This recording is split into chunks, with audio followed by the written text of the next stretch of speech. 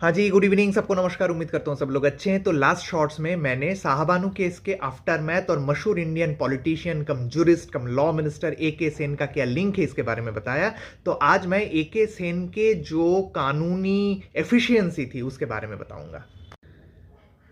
तो इन्होंने British era में लंदन से कानून की पढ़ाई करी, देश में वापस आए, कलकत्ता हाई कोर्ट में प्रैक्टिस करते थे, फिर सुप्रीम कोर्ट में प्रैक्टिस करते थे। सारी चीज़ें उनके फिंगर टिप्स पर रहती थी, सारे कानून, सारे रूल्स रेगुलेशन सब कुछ। और बस आधे घंटे पहले उनको ब्रीफ करना होता था केस का, तो वो कहते थे just tell me the facts about the law, I will take care of. तो ऐसे ही क्या घटना, एक मजेदार किस्सा हुआ था सुप्रीम कोर्ट में, मैं आपको बताता हूँ।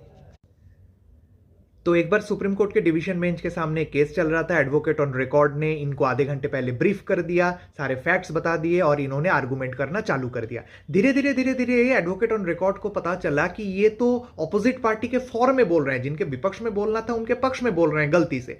फिर इन्होंने इनका गाउन खींचा, इतने सीनियर वकील थे, इतने मशहूर इंसान थे, बोल भी नहीं सकते, बट इन्होंने उसके तरफ देखा भी नहीं, बोलते गए, आर्गू करते गए और सामने वाले के पक्ष में पूरा बोल गए। फिर आधे घंटे बाद जब दोनों जजेस ने आपस में बातचीत करने के लिए थोड़ा ब्रेक लिया, तो ये भी थोड़ा रुके पानी पीने के लिए। उस समय एडवोकेट ऑन रिकॉर्ड ने इनको बोला कि सर आपने तो सत्यानाश कर दिया, पूरा अपोजिट पार्टी के फॉर में आपने बता दिया। तो अशोक कुमार सेन ने बोला रियली ऐसा हुआ है, चलिए मैं देखता हूं। तो ये थे अशोक कुमार सेन। तो जब कोर्ट रिज्यूम किया तो और इन्होंने फिर से बहस करना चालू किया, इन्होंने ये कोर्ट को बोला कि देखिए अभी तक मैं जो बोल रहा था that was the best case of the opposite side. फिर उन्होंने ही जिस चीज के फॉर में बोले थे अभी तक, जिसको सपोर्ट किए थे, उसी चीज की धज्जियां उड़ा दी, उसको पूरा खारिज कर दिया और मामले को इस तरीके से एस्टैब्लिश किया कि जजेस मान गए और इनको।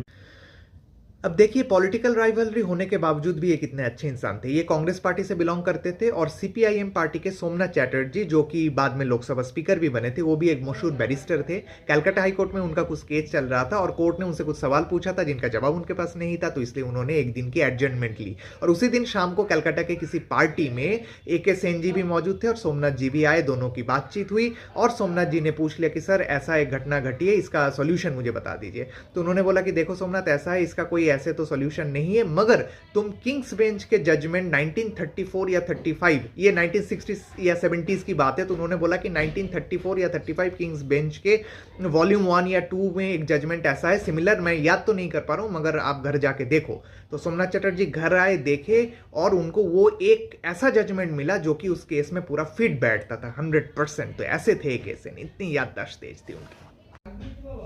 सिमिलरली दिल्ली हाई कोर्ट में केस था उनके कैरियर के एकदम लास्ट में। उस समय अभिषेक मनु सिंह भी बहुत ही जूनियर थे और अभिषेक मनु सिंह भी के जो फादर थे डॉक्टर एल.एम. सिंह भी, उनके साथ ए.के. सेन का बहुत अच्छा रिलेशन था। तो कुछ जगह फंसे, अभिषेक मनु सिंह उनके पास गए, उन्होंने प्रिवी काउंसिल के किसी केस का रेफरेंस दिया, एकदम डिट्टो मैच हो गया।